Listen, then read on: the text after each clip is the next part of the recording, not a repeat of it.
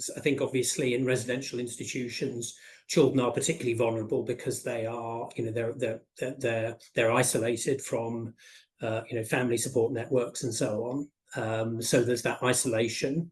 They're more vulnerable.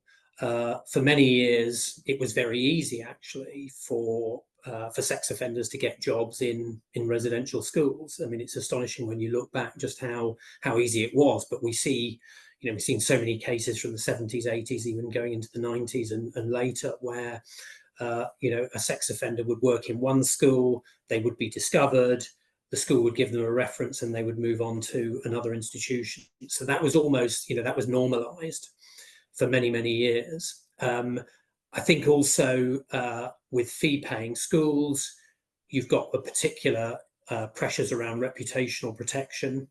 You see that in lots of institutions, but fee-paying schools depend for their survival on their reputation. They need people, they need more parents to come and send their children there. And so where something bad happens within the institution, there is this tremendous pressure to kind of keep it hidden.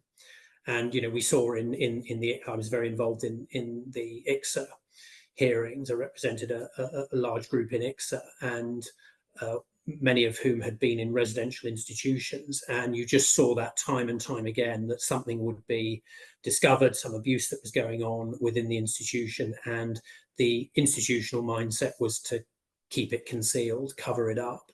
And that is just how these places operated for many, many years. And I suspect some of them still do, and we come onto this later, but until we have mandatory reporting, I think that that issue will remain.